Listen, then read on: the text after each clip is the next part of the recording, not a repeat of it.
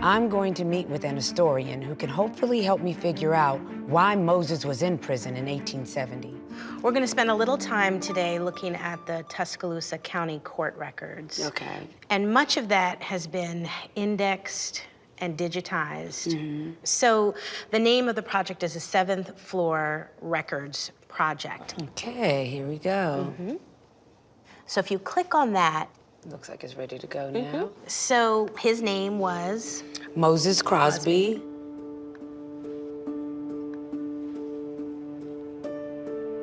Well, we have two Moses Crosby.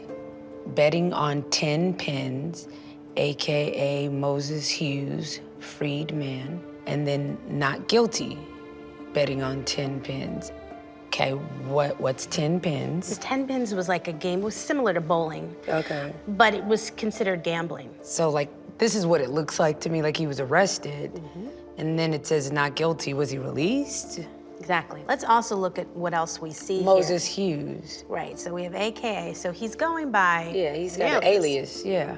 And that was not odd for Black men and women coming out of slavery. So how does all this information play into the fact that he was in prison? Right. The 10 pins case is not the reason that he would have gone to prison. We know that he was found not guilty. But the fact that he was imprisoned leads me to think that we need to check other sources.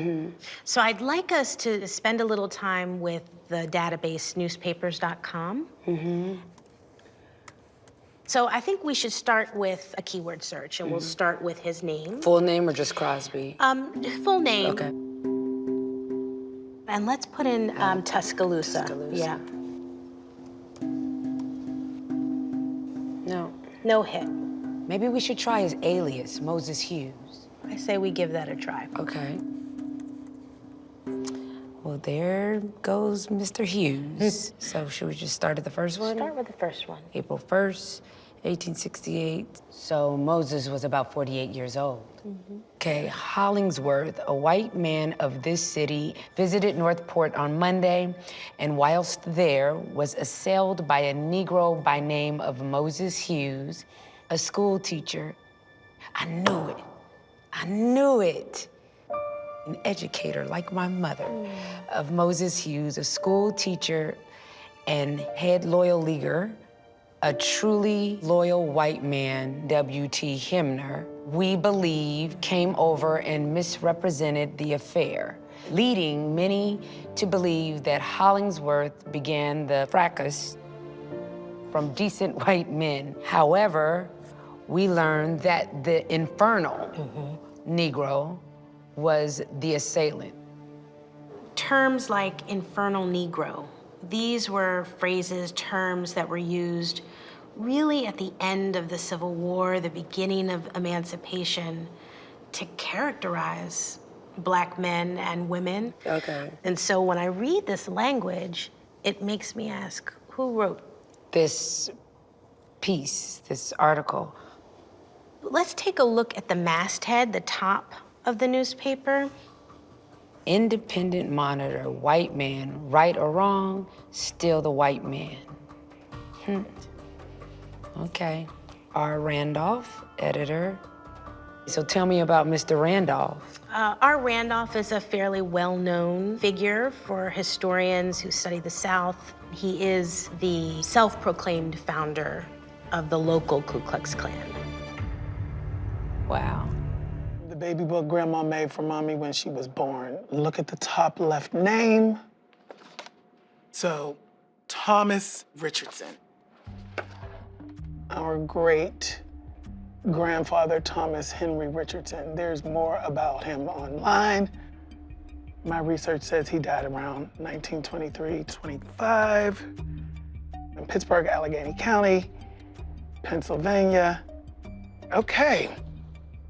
So this is the death certificate for Thomas Richardson, male, colored, date of death, May 26th, 1923. 33? Jesus, he died when he was 33? I see gunshot wound through right breast, but I thought he was shot in the back. That's the one thing I do know. I want to call my sister because I'm confused. Hi. How are you? I'm good. How are you? What's going on? All right, so listen. I looked through all these pictures. I went on Ancestry. Yeah. Found our great-grandfather's death certificate. But what does it say on the death certificate? That he was shot in the breast. But I thought he was shot in the back, and I thought it was our grandfather. No, this is Mary Richardson's husband, our great-grandmother. And he was shot, but I always thought that it was in the back as well. So we know our great-grandfather was murdered. Yes. We're calling it a murder. Yes. I wonder if there's any more information about that. Where would you think I could? Well, it was a crime back then. Like, everything was reported in the newspaper. So maybe try newspapers.com and see if there's anything there. Okay.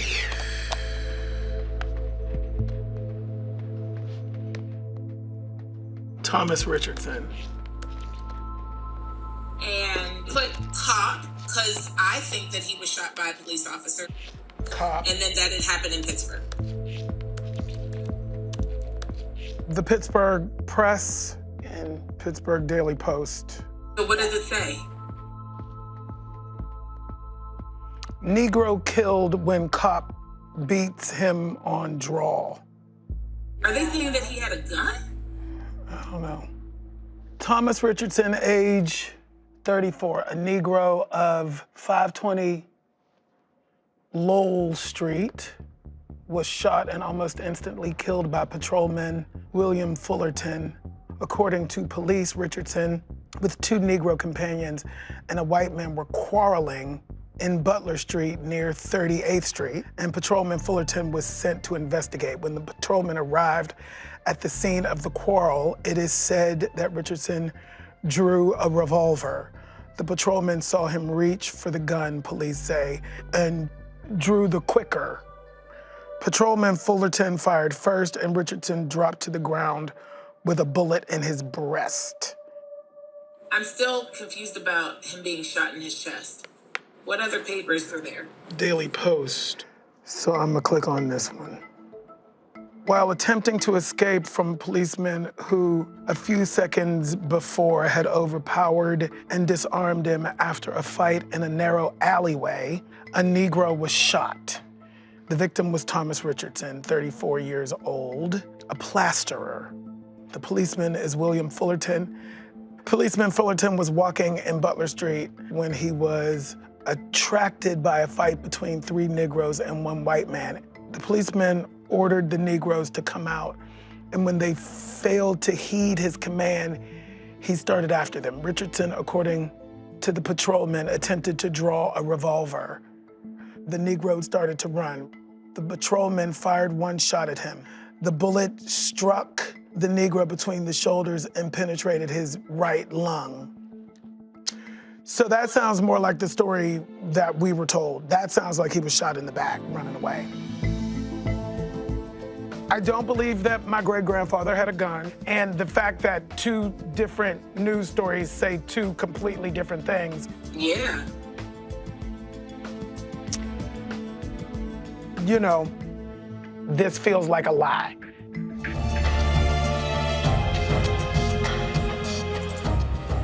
I'm trying to understand the circumstances that caused Lazareski to shoot my great-grandpa. So Gloria suggested that I meet with Professor of History Stephen Hughes, who's asked me to join him at a local cafe. I need to know what happened here in Castellancello. I don't know why Leopoldo, my great-grandfather, was here at all. And I don't know. I know he was killed here, but I don't know where, I don't know why. Okay, he was murdered here. And what we have is from Il Telegrafo. This is a newspaper from Livorno. And the murder's mentioned down here. And homicide in Castellancello. Right. And this is an actual translation. Thank you. Yesterday at 6 p.m., this pleasant village was dismayed by an event that greatly saddened the inhabitants. Terzilio Lazzareschi recently settled in Castiglioncello. He's a well-off man who works as a kiln operator. That fits with what we've been finding out. For reasons that are still unknown, he met a Francesco Bianchi from Cecina, he himself a kiln operator, after a few words just outside the Pilar de Morelli's cafe. Local tradition maintains that this was the Cafe Morelli. Yeah. Right outside this. So this cafe has been here that long? Yeah. Terzilio, who the night before had been insulted and beaten, fired a shot, killing instantly Bianchi.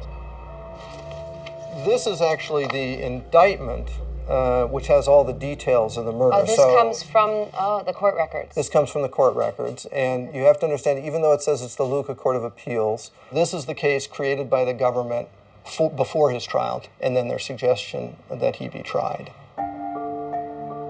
Terzilio Lazzareschi on March 7th, 1911 in Castiglioncello fired at Francesco Leopoldo Bianchi a gun from which the bullet struck the occipital region and exited the opposite side, and was the direct and only cause of his immediate death. Yeah, so he was That's shot how in I the was back of the picturing head. it, yeah. Good, okay. The accused, Terzilio Lazzareschi, in January of this year acquired from Dionisio Bianchi, the father of the killed Francesco Leopoldo Bianchi, the business of a lime kiln in Castiglioncello, and he employed Francesco's brother Tito. Okay, Right. so they were all, he said, let's all do this together and you can run it, and Right. and you'll oversee it. Right. The good harmony between Lazzareschi and the Bianchi family quickly changed to mutual animosity when Lazzareschi fired Tito Bianchi from his job on March 5th over suspicion of disloyalty. That's a critical piece of the whole puzzle. In a business kind of situation, it could mean a lot of different things. He was cooking the books, he was talking to competitors. On the other hand, it could just be a reason to get rid of him. What's important, though, to understand the motivation of why they beat him up and why they were so upset is this disloyalty is an issue of honor to Italian men at the time. So for them, for him to be dismissed for an issue of disloyalty was a major mark on their honor, on the family honor. Well, also your whole business is at stake too. Yeah, and in fact, if your honor was impugned, people wouldn't do you're not business gonna with you. do- Yeah, exactly. But we don't know if Terzilio's claims were true or not. Exactly. Is it established that there was disloyalty or there wasn't? Marissa Tomei is at the site where her great-grandfather was murdered. She's just uncovered that Leopoldo Bianchi was shot in the back of the head by Terzilio Lazzareschi over a business deal gone wrong. Tito was fired for disloyalty. Right. But he had Leopoldo broker the deal. Exactly. Leopoldo set it up. He did Yeah. the mediation, he did the negotiations. And part of the negotiations were that Tito, his brother, Would keep working there. keep working there. I assume in some kind of, managerial position. And so when Lazzareschi broke that deal, for whatever reason, and we don't know. I mean, this charge of disloyalty is all That's that's what in I'm the. saying. We don't know what that is. That's all we have. And their issues of business and honor were very important to them. And so they were very upset and they came after him. On the 6th, Francesco Bianchi was moved to strike Lazzareschi's face with his fists, causing wounds that healed in 7 days. Right. I don't know if you know this, but Italians are very concentrated on the face. Right? There are some very interesting laws about if you mark somebody permanently versus other damage to the body. And so any kind of blow to the face was an extremely serious offense. On that evening, March 7th, Lazzareschi, seeing that Francesco Bianchi continued to maintain a threatening attitude towards him, armed himself with a revolver, and Leopoldo grabbed him, breaking 2 buttons off his waistcoat. The indictment is taking that into consideration. You don't touch people in this society like that. I mean, that's an insult.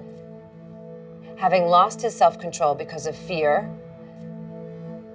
and because he thought that Bianchi was armed with a revolver, anticipated by firing his own revolver at Bianchi, who fell dying.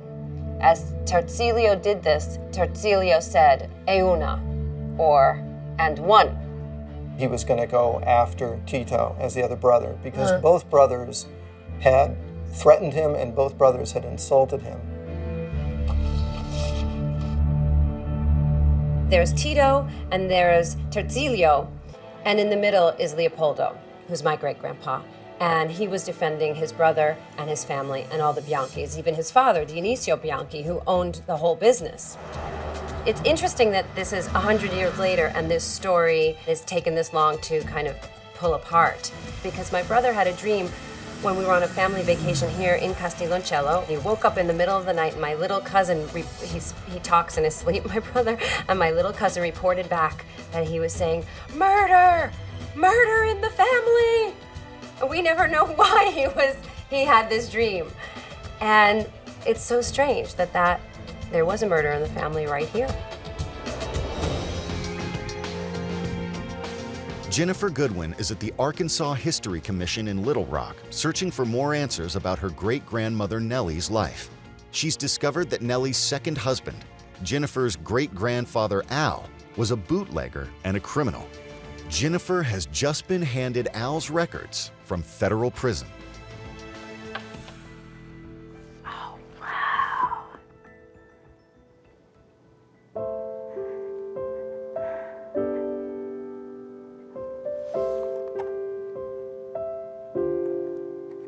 That's wild.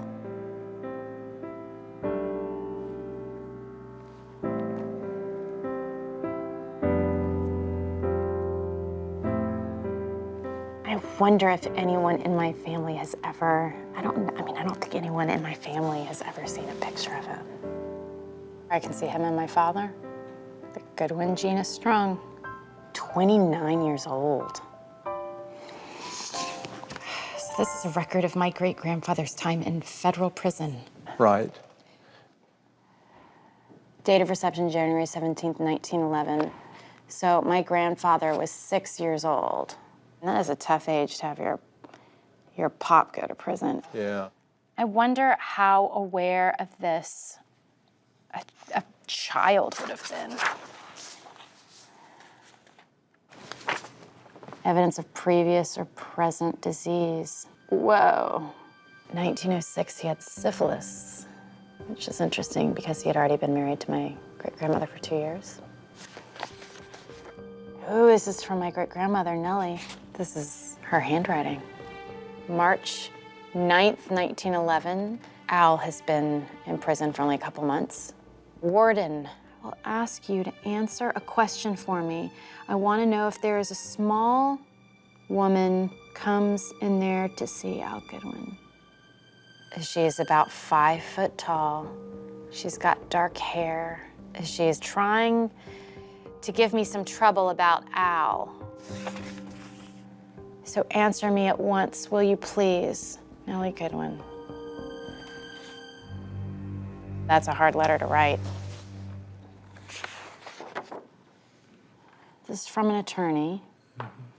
Dear sir, enclosed find some papers in the case of Nellie Goodwin versus Al Goodwin.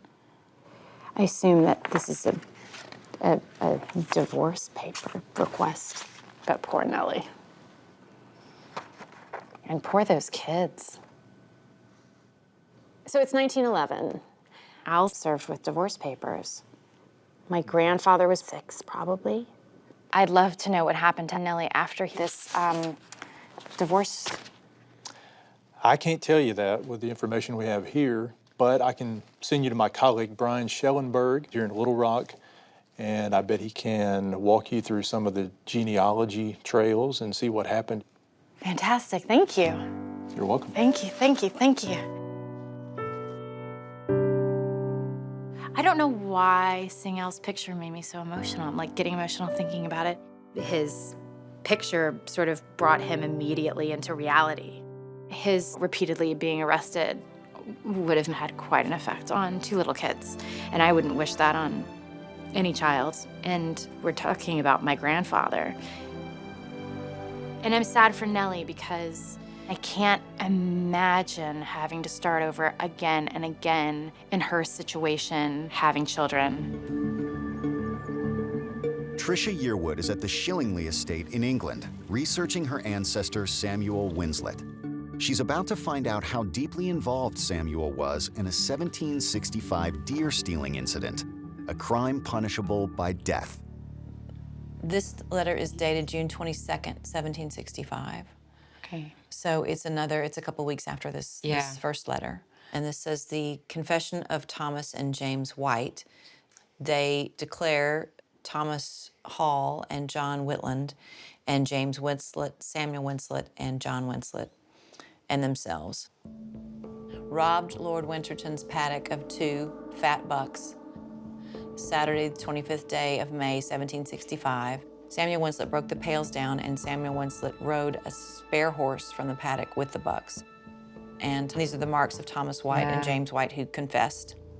My gathering from this letter is that these 2 brothers, Thomas and James White, they decided, look, we'll come forward, we'll get the money, we'll confess. And they've kind of implicated the worst of everything on everybody else. Yes, absolutely. But they've definitely implicated by name 3 of the brothers that I know of. Yeah, that's right. He's accused of a very serious capital crime. Wow. Yeah. Why don't you have a look at our last document? Okay.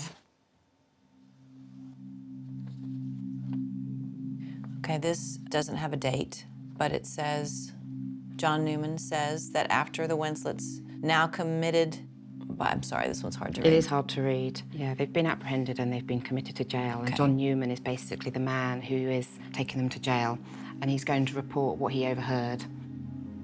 He heard Samuel Winslet say that he hoped he should not be hanged, but if he was, he had neither wife nor child, nor father nor mother to cry for him, and that it's no matter to himself.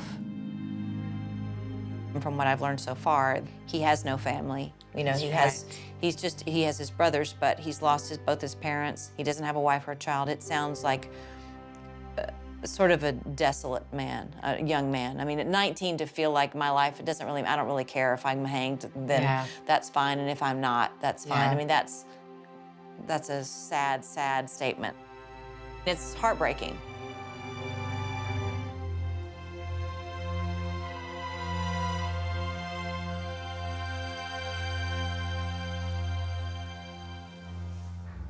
The hardest part of this whole story to me is just, I feel so sorry for Samuel, even though I know he's committed a crime here. I just feel the luck of the draw for him losing both of his parents so young, and his situation, not to justify his actions, but I just feel this especially speaks to the despair that he must have felt. I mean, I do know that he is the immigrant on our side, so I know somehow he makes it out of here. But I don't know what happened next. Is there any documentation after this? Yes, but you're not going to find it here in Sussex.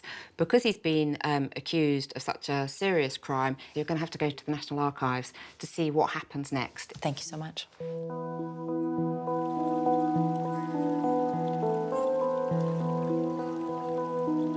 I was really heartbroken when I read what they said about Samuel's state of mind. I mean, it really just made me want to cry, you know, that feeling of you just felt like there's no hope. If I didn't know his history, if I just heard a relative of yours broke into someone's private property and killed animals and stole them, I would think he's just a criminal. You know, he's just a common criminal and has no character. But it's hard for me to say that knowing his life up to this point, knowing what he's been through. From what I know about my grandmother and the people in my life and my history, what I know of them makes me believe that their character came from someplace good. And so I want to believe that Samuel learned from this experience and was able to take all the bad things that happened to him and turn it around. I definitely want to believe that. Anders Jönsson stated that he is 42 years old and has never been suspected of any crime. My God, so he was only a year younger than me. He has a weak body constitution. Well, I'm not flipping surprised. He was starving. Kate's visiting a country estate in Spurlingsholm. She's here to meet genealogist Ted Rosval.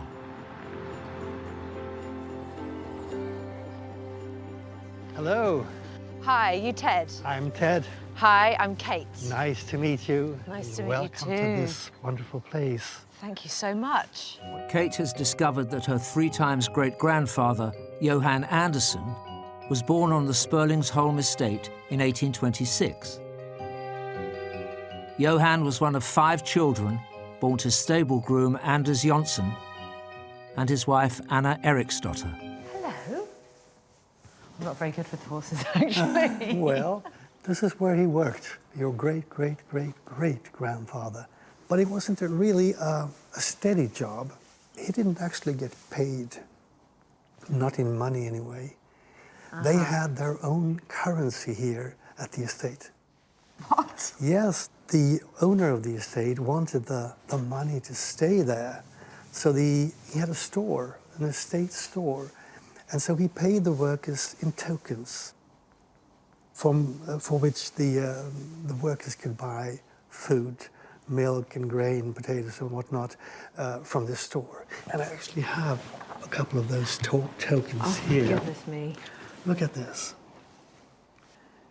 Can you read that thing up there?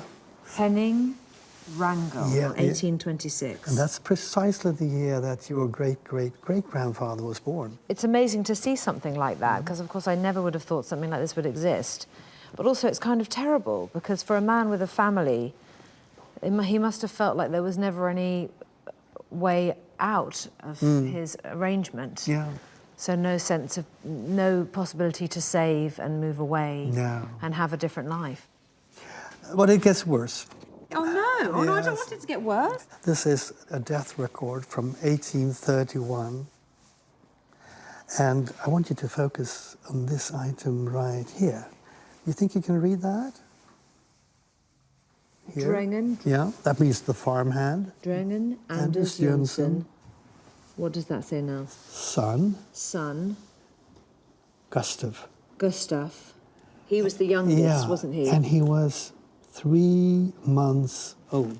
Oh no, he didn't die. He died. In the 19th century, Sweden suffered famine after famine. And in winter, the situation became even more perilous. So poor families, like Kate's 4 times great-grandfather Anders, struggled to survive. This is a letter from 1832. And I have a translation for you here.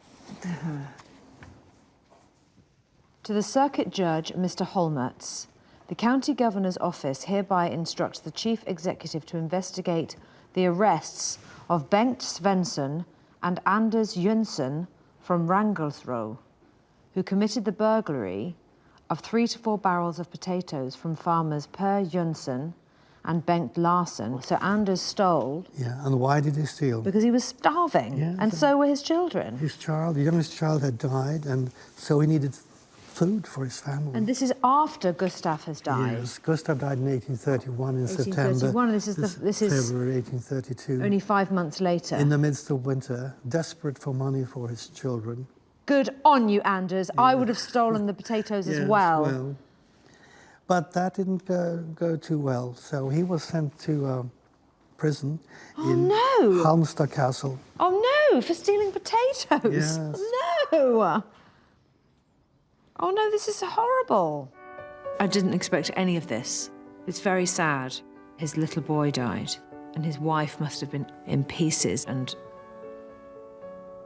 grieving for this little boy with 4 other children to look after. Well, hello there. Hello, I'm Hello, Kate. I'm Johan. Hi. Welcome to Halmstad Castle. The castle's prison block, where Anders was held, has been demolished. But historian Johan Darnberg has found something that remains. Some prisoner made this drawing with a knife and painted it. And this is most absolutely from that period when Anders Jönsson was here in the prison. Wow. And I believe Anders took care of horses, didn't he?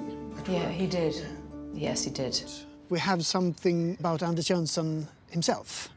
Anders Jönsson,